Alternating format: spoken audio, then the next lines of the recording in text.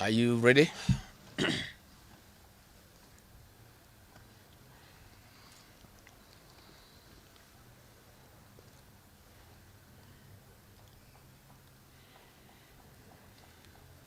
Uko tayari?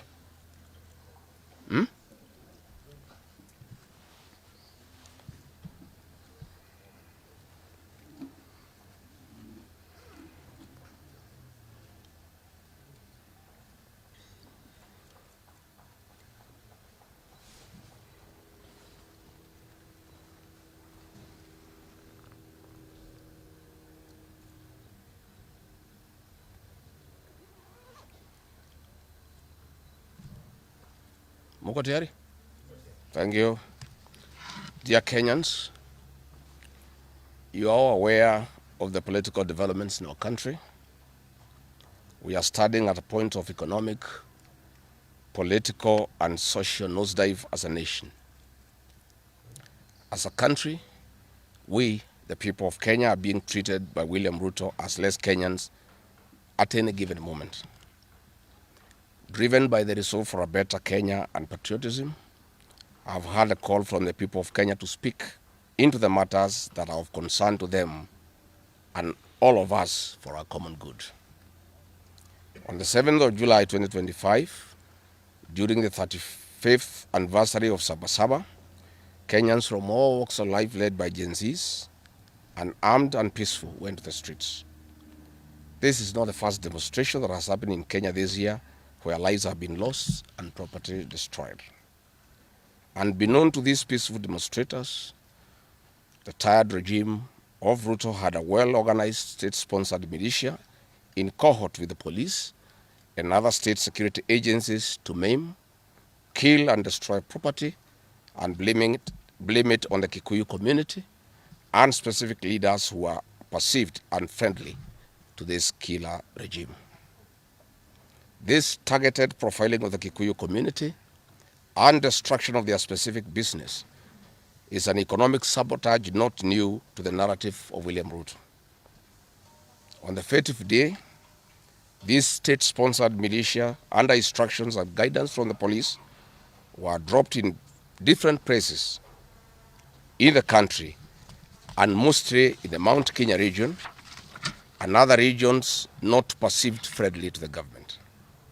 They were strategically dropped past midnight, and then roadblocks were placed by the police while others was dropped early in the morning. The militia were procured by Ruto. Governors and MPs allied to him.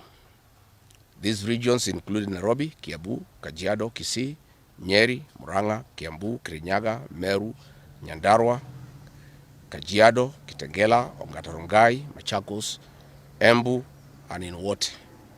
They had clear instructions to loot and destroy specific properties under police supervision. A killer squad of 101 that works under the Director General of the National Intelligence Service, Nuruddin Haji, was armed with assault rifles and drove in a convoy of unmarked Subarus, shooting and killing innocent protesters aimlessly in the streets and estates. This squad in Subarus, hooded and masked against court orders, are disguising themselves as DCI's officers, yet we know they are not. In fact, I would like to clarify that the National Intelligence Service has procured Subarus to give an impression that this killer gang is from the DCI. The truth of the matter is that this has nothing to do with the DCI. This is the National Intelligence Service. And this squad of 101 people was formed when I was still in government. Officers were recruited from the Administration Police Unit for special training by NIS on abductions, killings, and cover-up. And this is a squad that is killing the people of Kenya. The killings and the business destruction pattern point to William Ruto's ethnic profiling narrative, which he is a master with no rival. With a close coordination of PS Interior Raymond Omolo, this narrative was boosted online by state bloggers to spin the narrative. The Cabinet Secretary Kipchumba Murkomen's public to shoot to kill order, coupled with assurances to police officers, that the government will not cooperate with the investigators in police conduct has emboldened security forces. Police officers are now on record threatening citizens who are in their homes, boasting of their license to kill, acting with a confidence that can only come from the highest echelons of power. Mr. Murkomen's admission that these are not just instructions from him but orders from above removes any ambiguity about where responsibility lies. It will be recalled that in the run-up to the 2007 general election and its aftermath, the narrative of 41 against 1 was a masterpiece of William Ruto. The target was profiling Kikuyus against the rest of the country. To a large extent, he succeeded, and every Kenyan knows what happened, and it is also fresh in his mind of the ICC ordeal still hanging on the neck of William Ruto today. We remind William Ruto that his ICC cases are not yet over. They have been posed after witnesses disappeared, and what he is pretending over are crimes under the Rome Statute. It is clear history is repeating itself, and the architect William Ruto is back on the deck. He is hell-bent to finish his unfinished business with the people of Mount Kenya, destroy their businesses and make them black sheep of Kenya. Despite this horrible experience, the people of Mount Kenya voted William Ruto to a man in 2022 general elections against the advice of President Uhuru Kenyatta, whom Mr. Ruto had branded as a drunkard and a useless leader. Today, the people of Kenya, and especially the Mount Kenya region, feel sorry that they did not heed to the advice of Uhuru Kenyatta. These state-sponsored militia were key in touching of various parts of the country with ease of police assistance to prefer terrorism charges on specific people from the Mount Kenya region. So far, about 50 young people are in courts in trumped-up charges of terrorism in scenarios of stage-managed crimes by the state. Again, this is a clear onslaught on the Kikuyu nation. A case in point, when a police station in Mawego in Homa Bay County was torched, the suspects for that particular crime have been charged with arson. But when a police station is alleged to have been torched in Kiambu, suspects from the Kikuyu nation are charged with terrorism charges. This is serious ethnic profiling. Last night, in Juja and Kirinyaga, these state-sponsored militia invaded various businesses. Luckily, in Kirinyaga, after Wananchi went to Sagana police station and they refused to act, saying they had orders from above not to interfere, the people organized themselves and repulsed the militia. Mr. Ruto's ethnic profiling has led to the destruction of the foreign properties belonging to the people of Mount Kenya. Maguna supermarkets in Meru, Kahawa West and Muranga. Nice supermarkets, hotel and petrol station, and nice city in Mwea in Kirinyaga. County supermarkets in Kabati and Kirinyaga. Power Star supermarkets, Quickmart supermarkets in Eastern Bypass, Shell and Total Mini markets in Roiro, Chill Post Hotel in Gong, Boju Shop in Keserian, Homegrown Supermarket among others, and the Family Bank in Kahawa and Roiro. Notably, in Meru, these state-sponsored militia tried to attack Meru Dairy Processing Plant and were repulsed by workers. In Nyeri, they further tried to attack Wakulima Dairy in Mukurweini, and the attack failed. We urge our businesses to heighten security surveillance on their business premises and production lines, especially the KTDA, coffee factories, milk processing factories, among others.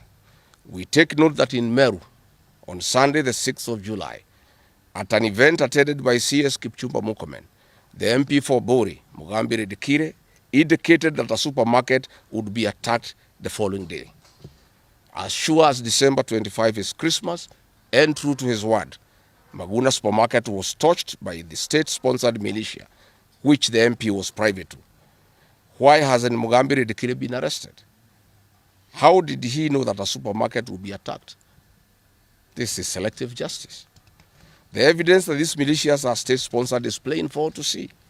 Videos circulating widely show police officers not merely failing to intervene, but actively transporting armed groups who proceed to unleash destruction with apparent impunity. Uniformed officers have been seen standing guard as these groups rampage. They are inaction and a stark contrast to strong statements being made by government. In Nyeri, journalists were attacked by these militias in the presence of the police. It is well documented. This is a clear indicator that Ruto is working with governors and MPs allied to him to destroy businesses owned by the Kikuyu, the Meru, and the Embu, and blame it on people who don't support his administration. This is a tactic that was used by the colonialists with the collaborators who searched earth policy and torched buildings and businesses and blamed it on the Mau Mau. This divide and rule tactic will not work, Mr. Ruto. We know that in Meru, they want to use this mayhem to blame Mithika Linturi. In Embu, they have already blamed Mkonji Gitonga. In Kitengela, Iron Gong, they want to target Senator Seki and MP Onesmus Ngogoyo. In Nyeri, they are trying to haunt Honorable Kagusha. And in Kirinyaga, they are targeting Senator Murango. We want to remind President Ruto that it is not the Kikuyus who want him out of office. It is the entire people of Kenya. Kenyans are suffering equally across the country. That is why Kenyans have said, if you, Mr. William Ruto, believe that it is the Kikuyus who want you out, then all Kenyans are Kikuyus. I want to thank the people of Kenya for standing out against this tribal profiling of the Kikuyu. The people of Kenya yesterday did wonderful by saying that the Kikuyus should not be profiled. This morning, I've seen Ruto quivering and wailing in uncontrollable anger. Mr. Ruto, excessive anger is not a solution. I want, with a lot of humility, to advise you to stop being angry. That will not help. You need to know what you need to do because you have not been listening to the people of Kenya. The people of Kenya are more angry than you are. They are angry because you have overtaxed them. There is wanton corruption. There is abductions and extrajudicial killings. There is ethnic profiling and other ills that bedevil your administration. If you want to be calm, please abolish the housing levy and give dignity to the payslip. I have heard you saying that you cannot give jobs to the young people. Please restore the dignity of the payslip. Restore the capacity of the middle class. The middle class will give jobs to these young people. Stop killing and profiling the young people. Listen to them.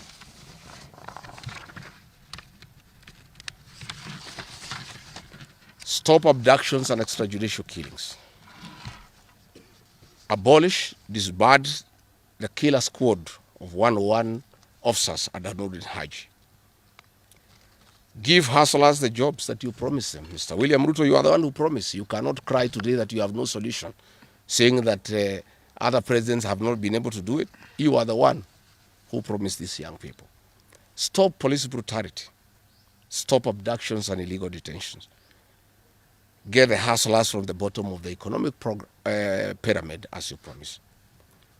Yes, Mr. President, we agree there were other presidents before you, as you have rightly stated. And true, they never went through what you are experiencing today.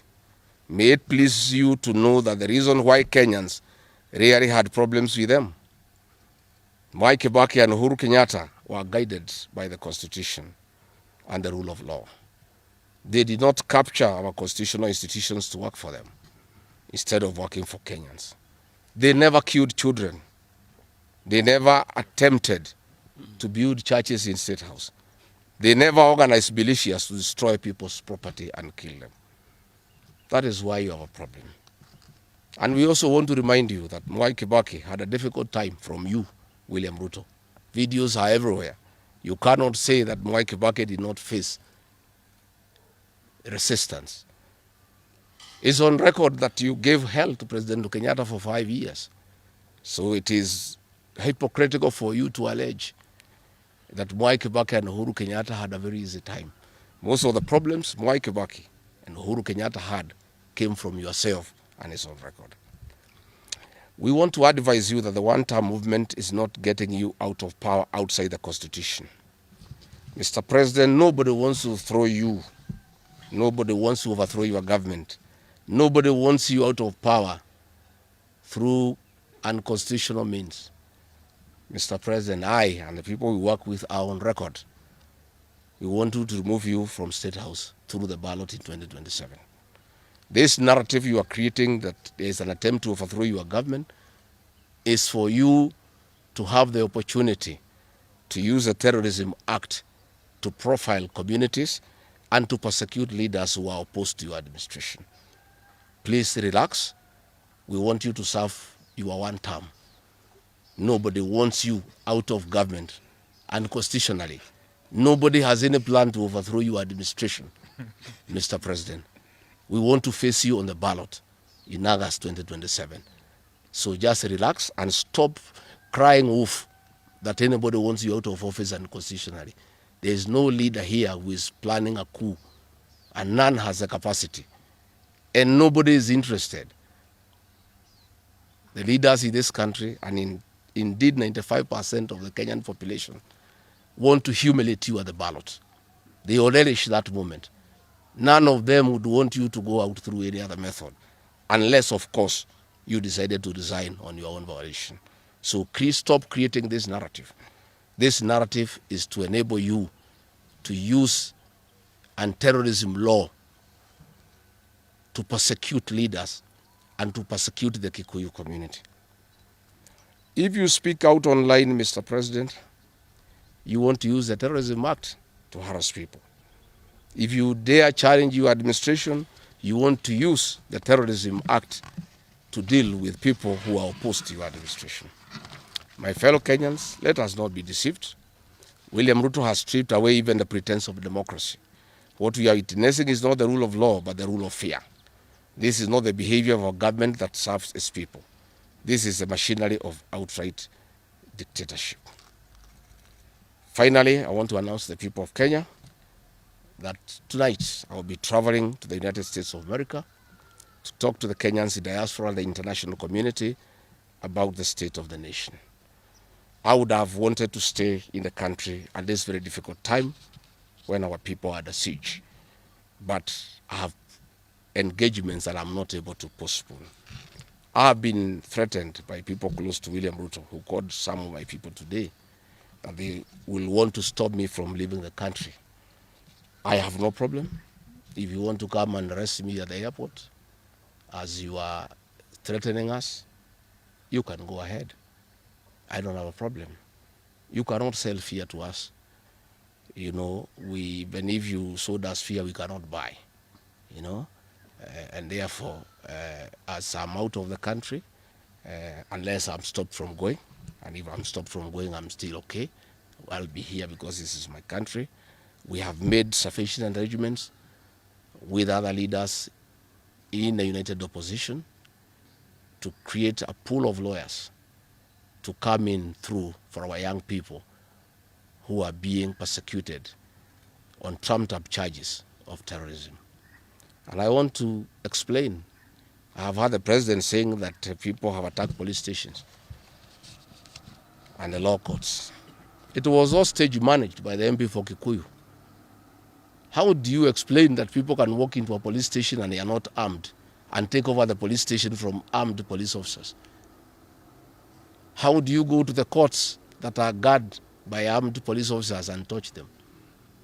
All these attacks of vital installations were stage managed by William Ruto through Kimani Ichung'wah to create the opportunity to prefer charges against people using the Anti-Terrorism Act. That is the reality. So nobody has attacked any police station. They were all stage managed by government. And what is happening is history is repeating itself. This is exactly what Moi did in the 80s against the Kikuyu community. After the abortive 1982 coup, he used sedition laws and the clandestine Mwa Kenya movement to profile the community and hold people into court, and they'll be taken by Bernard Chunga after 5 p.m. This is history repeating itself. I want to ask our people to be calm, to be cautious, and to be strong. I want to appeal to our young people, the Gen Zs. Looking at the scenario of what is happening and what William Ruto has planned, I want to ask my children, my sons and daughters, to consider applying the next onslaught against the President William Ruto by getting IDs and registering as voters so that they can deal with William Ruto on the ballot. Because I fear for them. Anytime they go out to the streets, they are killed like chicken. I would like to preserve to us these children. We would like to live with them. We would like to see them grow. And when we look at the desperation of William Ruto and the brutal force he is using against these children and the use of state militias to attack them, I would like to plead with them to consider, to join us, we in the opposition, by registering as voters. And in 2027, we'll be able to get rid of President William Ruto. William Ruto, finally, let me ask you a question. The Kikuyu nation, the Mount Kenya people, you call tribalists every day. These people you are waging war against, their businesses, are the same people who voted for you, even after what you did to them in 2007. They forgave you and considered you as a person they can elect as president. You have turned against the community. You are trying to mobilize other Kenyans to profile them and to fight them, but they have refused. These same people from Mount Kenya have the capacity to support somebody else. It must not be you. And they proved that they are not tribal by voting for you when you are Kalenjin. They can vote for a Kamba. They can vote for a Kisi. They can vote for a Luya. They can vote for a Maasai. That sense of entitlement that you are having to the Mount Kenya vote is misplaced. They voted for you, yes. You betrayed them. You turned against them. They don't have to vote for you again. Please stop persecuting them into submission. They will not submit to your brutality, to your vicious attack against them and their leaders. That I want to tell you for free today.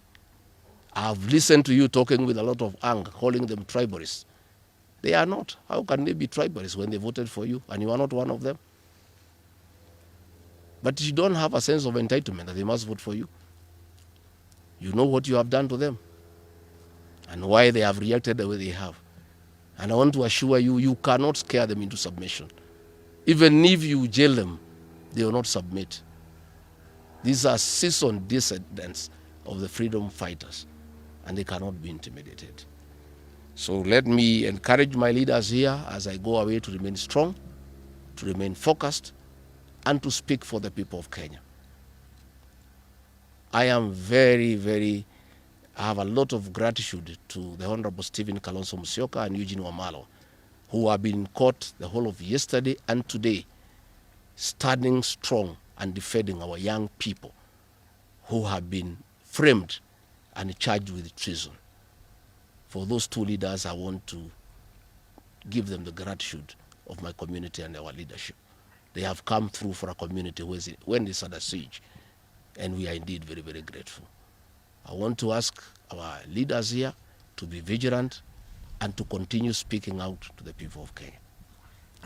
Should the situation get out of hand and I need to cut my trip short and come back to join the other leaders in defending our people and speaking for them, I will gladly do so. Thank you very much. Good. That's comprehensive. I don't think iko maswali hata kidogo. Labda ile watu ya Kameme iko na Nairobi.